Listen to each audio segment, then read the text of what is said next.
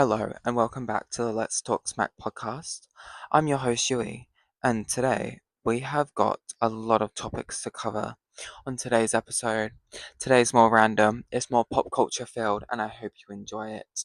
Now, the first bit of news that I want to get into is for the haters out there, the type of people who are preying on my downfall, doing this and that, talking.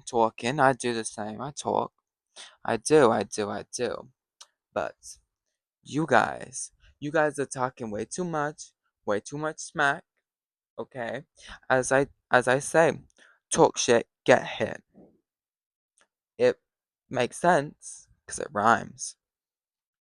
But if you don't have the balls to say it to my face, don't say it behind my back. This is my policy, yeah?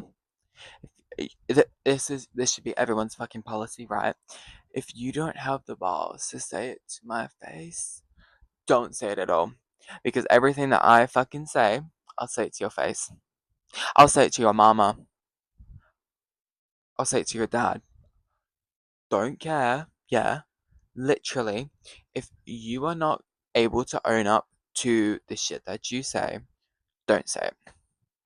Keep it to yourself. Simply put it as that. Okay. Now that that's over and done with, let's talk. You know what? Let's talk about it. Euphoria. It came out. So I've watched episode 1 and episode 2. Now, let's talk about it. Yeah? Episode 1. This will be spoilers. So I don't know when you should cut back to, not my issue. If you haven't watched it, I'm so sorry. Please forgive me. Now, episode 1. No, you know what? I'll just talk about episode 1. Because that came out last week. Now, episode 1. It's so clear that the aesthetic isn't there anymore for Euphoria, and that's quite honestly disheartening because it was such a prominent thing for Euphoria. Okay, guys, so I was scrolling on Instagram when I came across this post by Elle. I don't think this is the exact um publication that I clicked on and then was looking at on my phone. Now, Euphoria, I started watching it when season 2 came out, and it is a pretty heavy show. Like, straight off the bat, it goes. Nate Jacobs. We're talking about season 1 at this point. Nate Jacob beats the shit out of someone. Like, holy shit. Um, and there's so much that's going on, and it's very, like, in your face. And it's definitely a show you don't watch out of comfort rather than culture. Like, it's very much a culture show that you will watch. So, on Instagram, I follow a lot of ELLE accounts, including ELLE India, which posted a obviously post that was kind of captioned. They kind of promoted this um this publication that they put online, which was the euphoria you loved was Petra Collins' vision, not Sam Levinson's. Season 3 makes that obvious. Women shape the gaze, men get the credit. The show just makes that imbalance impossible to ignore. Remember when Euphoria first detonated on our screens? It felt like a fever dream, with all the glitter and every frame leaving us with questions exploding in our heads. That visual language was never merely an aesthetic. It functioned as a emotional armor, a psychological extension of the characters and their inner lives. Beneath the neon and the excess lived something unexpectedly intimate, a show that genuinely seemed to understand how teenagers, especially girls, exist in fragments. desiring and desired, visible and systemically erased, reckless in the way that people are reckless when they've already decided they're not worth protecting. Watching the current third season, that sense of ambience feels like it has been decompromised somewhere in that ditch. What remains is the surface, the gloss, the bodies, the sex, everything thrown into a blender until you overdose and spit it out. But the entirety that once anchored it all has thinned out to a point where the show feels like it's circling itself, mistaking spectacle for story. And another article that got published, titled Why Euphoria Season 3 Looks Different According to Makeup Artist Donny Davy. I'll just read this first paragraph. In 2019, beauty lovers across the globe found themselves glued to their vanities, meticulously painting their eyelids purple, pressing delicate pearls along their lash lines, tracing glitter tears down their cheekbones. The architect of this sparkle-drenched, high-gloss phenomenon, Donny Davy, the makeup artist behind HBO Emmy-winning series Euphoria. While the show explores the darker edges of adolescence with heavy themes of addiction, trauma, and identity, Davies' hyper-expressive, light-reflective artistry became a luminous counterpoint to gloom on screen.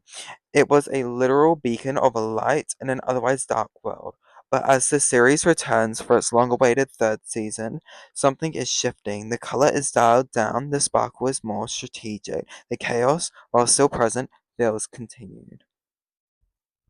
So, with makeup especially, I was about to talk about episode 1, but I haven't even talked about that yet. We're going into the makeups because the makeup is such an important part of it, and it wouldn't have been possible without Petra Collins's vision. And I have briefly discussed that. But the Euphoria style that was so prevalent in the show was her vision. It was her artistry. It was her literal vision. And they this is alleged, but allegedly they took her off the show because she was so young or something like that. Now, I'm not too sure exactly what happened because I obviously don't work for it, but you can definitely tell that Euphoria is not Euphoria anymore. Euphoria, in fact, has turned into this Wild West fucking story that doesn't feel like Euphoria anymore. Um, and honestly, I think maybe it would have been better if they left it as that. And I hope to God that this story hasn't been ruined by Sam Levinson. Genuinely. Now, episode 1. I watched it last week. I've completely forgotten what happened to start off with. But essentially, yes, Rue owes money to Laurie. Now, Laurie says that Rue owes her several million, but she's like, I'll take 100K. Cool. I think Rue spends like 2 years being a drug mule, where she's going back and forth between the border and she's swallowing the. You know how, like, sometimes some drug mules they swallow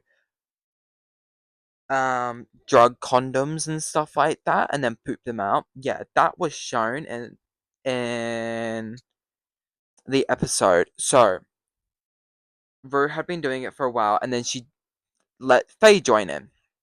Now they were both swallowing these balloons, stuff like that. They get across the border to the US, they get back to Laurie's house. Um Rue gets picked up and kind of like picked up and then like held inside and they rush her to the bathroom so then she can poop out these drug balloons. Now, what happened to Faye is she shit herself in the car, right? You could see the shit going down her leg. Dog comes over, starts licking the shit off her leg. what the genuine fuck. Then they go get a strainer, I think from the dishwasher, so then they can strain the poop out from the balloons. Now, that's very cool and all.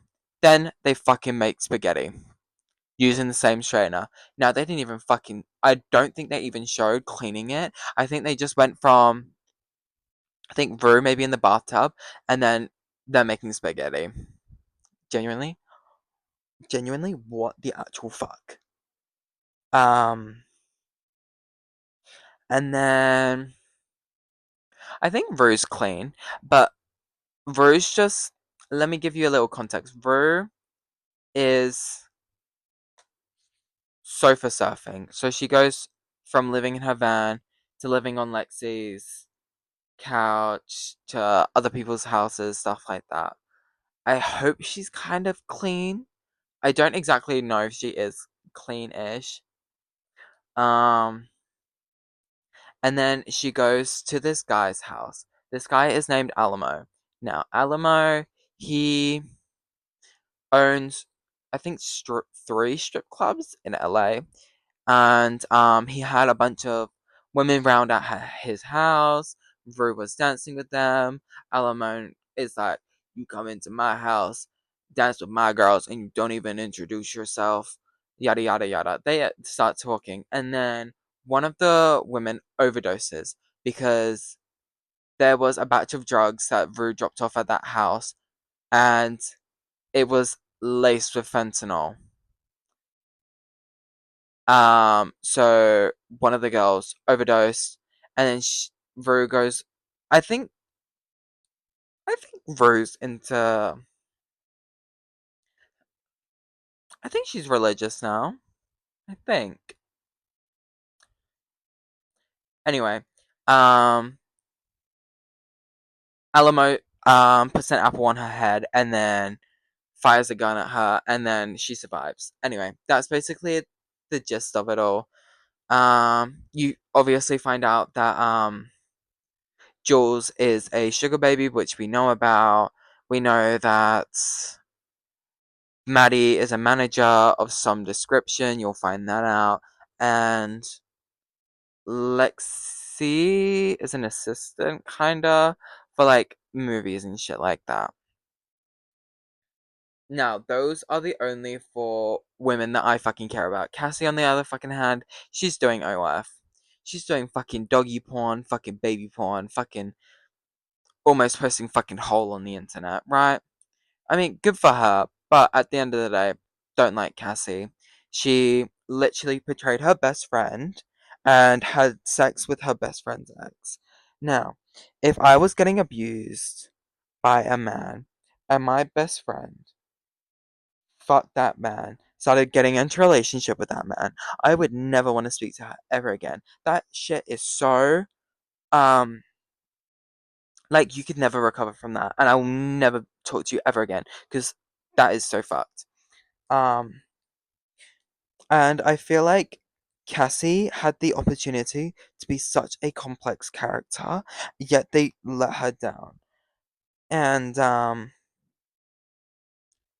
yeah, they genuinely let Cassie's character down so badly because I feel like Cassie is written so poorly and genuinely I don't know what the fuck happened. People on TikTok are like, "Oh, it's not Cassie anymore. It's Sydney Sweeney." As Cassie literally talked about, I waited my entire life, and I'm not having a ghetto wedding. I want to spend 50K on flowers, brother. What? And that's why she's doing OnlyFans. I mean, cool, get your bag, but like, that was not Cassie. That was not Cassie speaking. Anyway, that's basically Euphoria episode 1. I will tag Well, I'll link down below the ELLE articles that I was talking about. Let's talk about it. So, I wrote this down. Fighting the urge to re-download Hinge and Tinder. Guys, I have a confession to make. I re-downloaded Hinge and Tinder, right? I kind of regret it already, if I'm being truly honest. Like, there's no other way to put this. Like, I kind of regret it. And genuinely, I want to delete it again. This is the vicious cycle that I literally go through every single time. And it's quite frustrating, to be honest. But here we are at the end of the day. There's nothing else that I can change. It is what it is. I have matched with someone. Have I started talking to them? No. Okay, let's talk about it again. Looks maxes. Now, I know that I talked about this last episode, but we're talking about them this episode. But I have seen clips of looks maxes self-harming in order to look better. What I mean by that is clavicular. He does bone smashing where he grabs like this solid metal object, say like a hammer and stuff like that, and he starts hammering at his face. Oh my god, literally promoting self-harm. I do not know where this is coming from. Anyway, he admitted that I think his mum took a hammer away, so he started getting an award, like a metal award, and started hammering his face. I'm like, oh my god, like this is genuine self-harm, literally right in front of us. He's literally live streaming himself getting like self-harming. Um, what? That's insane. That's barbaric, and I genuinely have no idea how he's getting away with it. Um, and apparently they choke each other out. I don't think I think I saw that on Instagram. Now, I see a lot of looks maxing content on my Instagram. Now, the way that I'm able to know so much pop culture is because my screen time is horrendous. Like, I'm constantly scrolling on TikTok, constantly scrolling on Instagram, sometimes Facebook, although Facebook is kind of misleading and the headlines are fucked and I don't care. Um, but recently, when I wrote this down, um, I wrote down passing out from overdoing drugs. So they were overdosing on drugs and they were passing out and stuff like that on live stream. Now, I remember seeing this clip of Clavicular literally passing out on a bus. Now, Clavicular actually overdosed on a live stream from overdoing drugs. Now, it gets to a point where someone needs to step in, and I feel like maybe rehabilitation is definitely needed, and a lot of mental health services need to be implemented for him, because genuinely this live streaming this all the time, and because he is I guess a predominant figure in this incel kind of culture, it's kind of sending the wrong message to young, impressionable males. And why this is so detrimental is because men have constantly been taught to, like, kind of don't cry, like, boys shouldn't cry. Men don't really talk about their mental health struggles, like, they don't talk about their stuff, yada, yada, yada, which is such a toxic masculinity thing that has been brought down for centuries and centuries and centuries. Now, we as a society are finally bringing that stigma down and allowing men to open up about their feelings. Now, why this is so harmful is because him, like, and he's kind of like an Andrew Tate figure in this world, and he's literally teaching these young, impressionable men that, um, it's okay to do drugs. It's okay to self harm. It's okay to be misogynistic. It's okay to do this, that, and the other. When in actuality, it's not okay. At some point, you need to kind of put your hand up and be like, hey, I actually need help. Um, and the fact that he hasn't done it, and his friend Andrew Janik is kind of just making like a little bit of a laugh about it, is kind of barbaric and completely insane to me. The fact that this is just being allowed to be live streamed on Kick, not even Twitch. I think he got banned on Twitch. Not too sure. But this is just insane. Like, sure, you have a lot of money, but what's the point in you having a lot of money if you are going to die if you keep abusing drugs, keep self-harming, and literally if you keep overdosing? Anyway, I want to change the topic. Now, we're going into another kind of sensitive topic.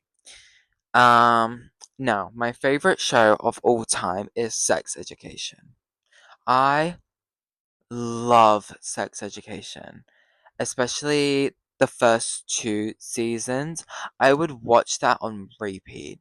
And then when season 3 came out and Aimee started talking to Dr. G. Milburn about her um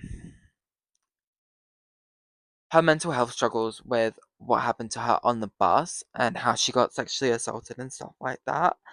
I thought that that was such a powerful scene and it was so necessary.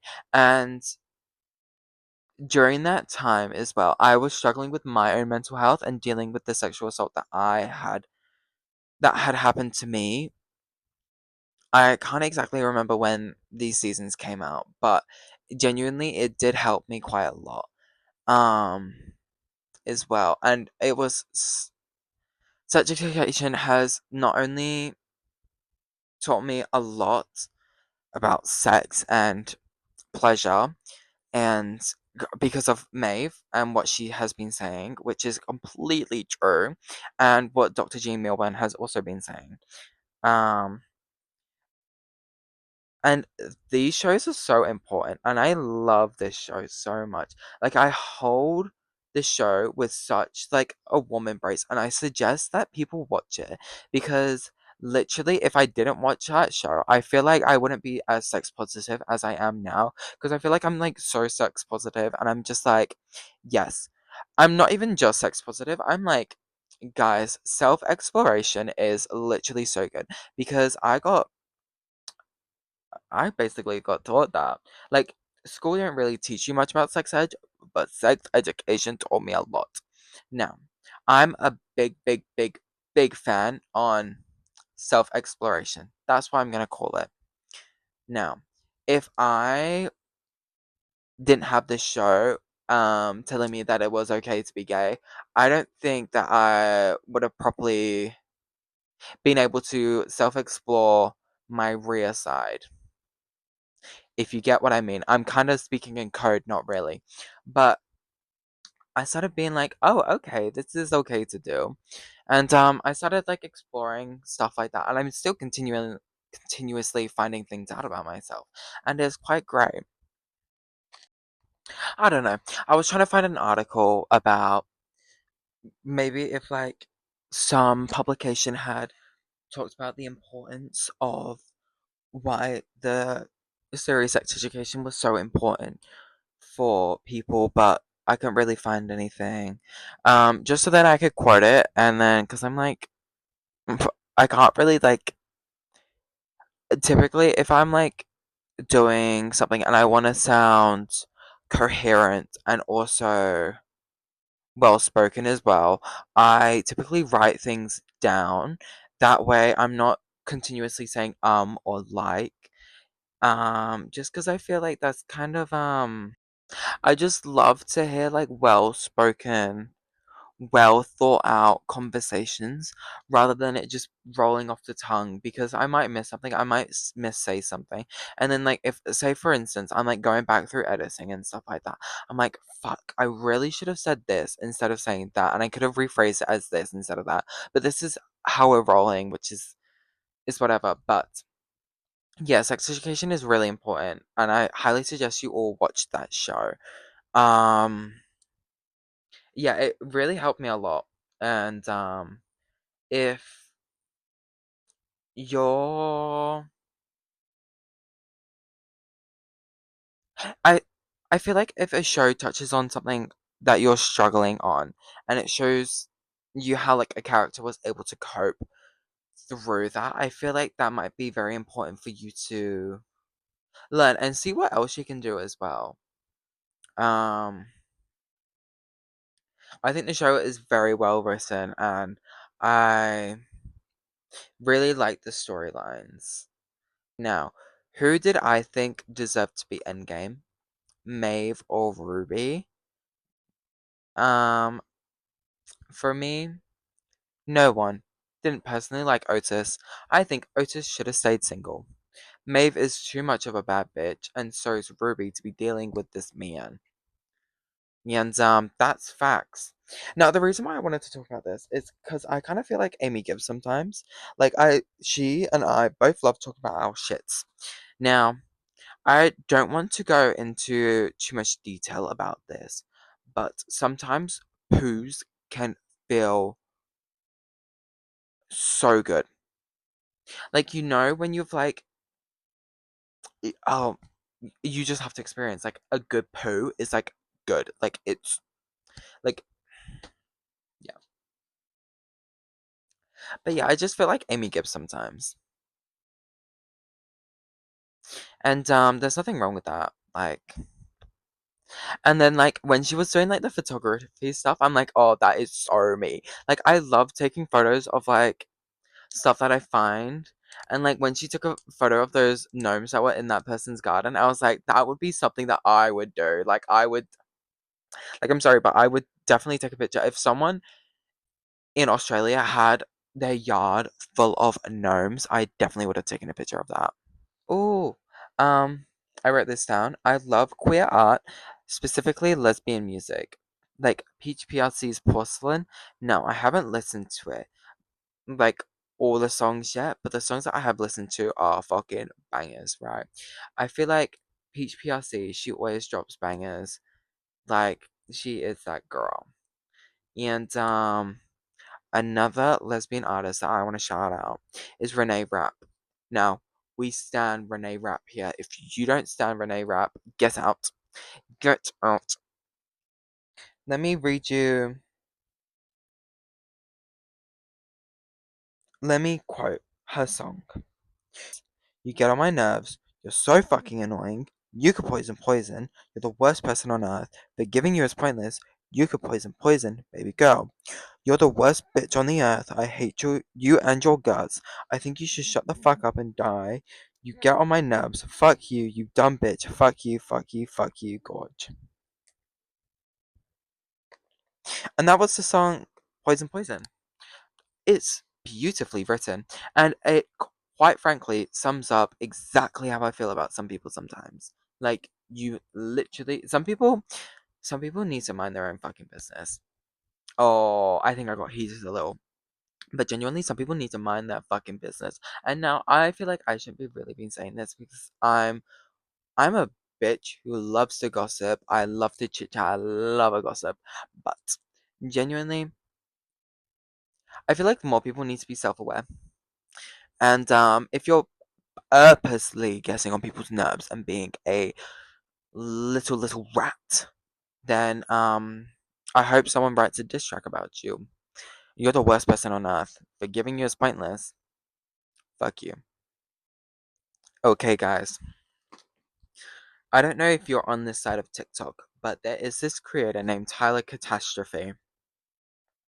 Fuck my fucking tongue this life. Now, do we remember during like 2020, like the Dream SMP? Now, there was someone who was a part of that named Wilbur Soot. Now, his ex-girlfriend went on a live stream, I think a couple years ago, and said that like, hey, this person, Wilbur Soot, used to abuse me. Like, he used to like physically abuse me, shit like that. He was like a slob, lived like a bum, la di da di da. Anyway, I'm pretty sure Wilbur Soot came out being like, yeah, this is true. Like, literally saying, yeah, this is true. Now, Tyler the Catastrophe loves this band named Lovejoy. Lovejoy is this band that Wilbur Soot is the vocalist on. Now, fucking hell. Wilbur Soot is a British man who lives in Brighton. Now, I know this because I saw a TikTok saying that it happened. So, allegedly, Wilbur Soot lives in Brighton. I feel like this is kind of doxing. I'm not trying to dox anyone. But Tyler Catastrophe has admitted that they want to leave Texas and move to Brighton. They also have admitted that they have a crush on Wilbur. They have said that the people who have made allegations, not really allegations, have said the truth about Wilbur being an abuser is false. He has also, what else has he talked about? He's also talked about how he wants to be like a backup slash second vocalist for the band, and did like a sped up version of a cover of one of their songs. Um, and I think Lovejoy actually saw it and was like, no, thank you. And Tyler Catastrophe has admitted to having a crush on Wilbur. Don't know if I said that, but if I did, I just want to reiterate it. Tyler Catastrophe has admitted to having a crush on a known abuser, right? He has denied the allegations, being like, no, this didn't happen. Like, these are all lies, la di da di da. Dismissing, not even these claims, these actual real things that have happened. Anyway, Tyler the Creator. Now, I understand that they were hit by a car. I understand that. I definitely do. And obviously, people need to make a living. So, what do? They create art. Beautiful. I love that they're doing something, you know. But the prices for the art are ridiculous.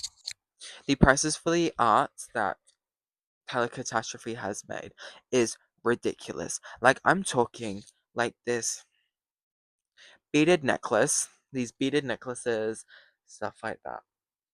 Now, I feel like I'm not one to judge because I'm currently looking at the artwork on my wall and they're kind of atrocious right now, but they are selling them for like hundreds and hundreds of dollars, and it's like, cool. Love how you've got the confidence to sell the art for that much, but realistically, in the grand scheme of things, um, no, I'm not the first person to say this, but it's not worth that much. Let me tell you. And the necklaces and stuff like that.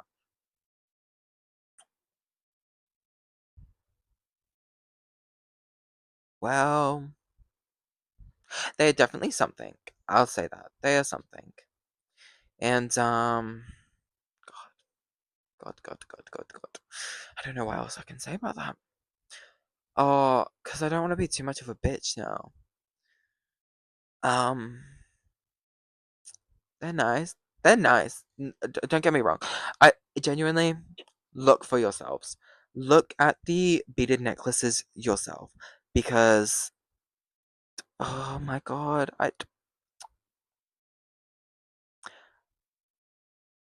sometimes I think I'm too much of a bitch, and sometimes I think I'm too nice. And in this situation, I think I'm being too nice because genuinely. Hang on, let me fucking search this shit up. Okay, for the people watching on YouTube, this is what the necklace kind of looks like. This is one of them.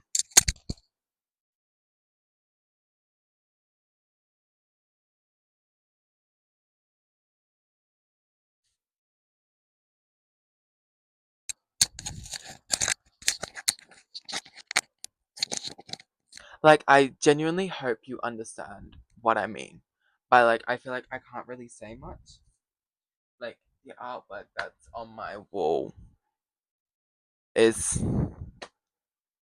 It's something. It's something. It's always something. It's something. It's something. But he's just getting clowned on. Let's go on the link tree. But yeah, he's also set up a GoFundMe so then he can go to he can move from the da, da, da, da, da. Oh my god. Anyway, he set up a GoFundMe so he can move from Texas. Hey guys, it's me. So I said to the US, I meant to the UK. But yeah, how fucking crazy. Like, this man set up an entire GoFundMe to be completely parasocial and so weird. And he wants to move to Brighton. Who wants to move to Brighton? No one wants to. Okay, the one that I'm looking at is pretty, but it's beads. It's beads.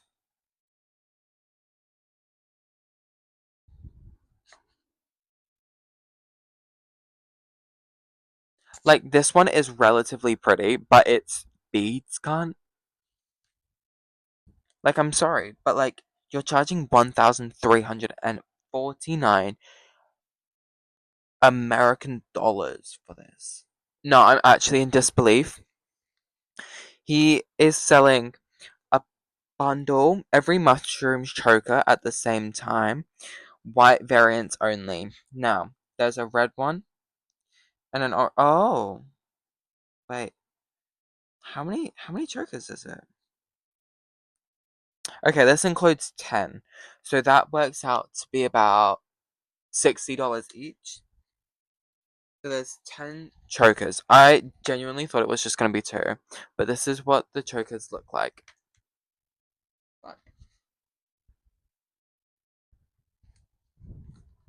This is what the chokers look like. Now, they are so tiny, and for $60, you have this plastic mushroom attached to the choker, and it's literally, again, beads. Now, I understand wanting to create art and also how much time it takes to put into art and stuff like that. I know. I used to do art in school, and it, it literally doing paintings and stuff like that did take time. Keep in mind, I only did like what lessons were like what 70 minutes, and then I had like 3 art lessons a week. So that would have been what 100 210 hours a week times by 10.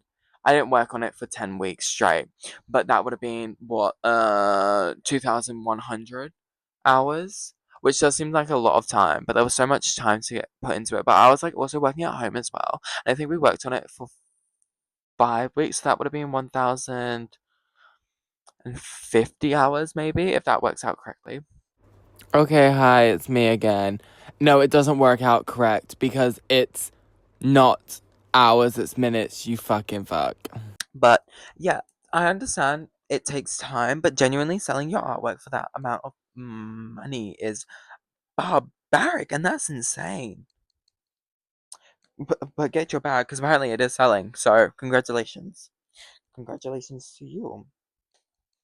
Okay, let's talk about it. Next episode, that's already recorded.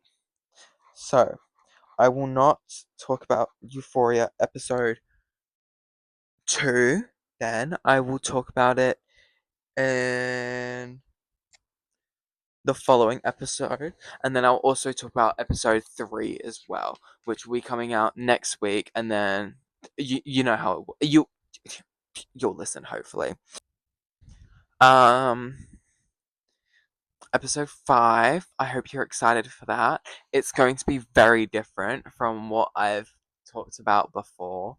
Hope you're excited. And then episode 6, I will be doing a lot of research for episode 6, so stay tuned because this will be more of a well produced episode. Like, I'm talking hella research on this. Like, I've literally got research articles up on my phone as we speak on what I want to be talking about. And I hope you're excited. Because I have a lot of shit to say. And this has been me, your host, Ewwychris, and this has been the Let's Talk Smack podcast. Bye.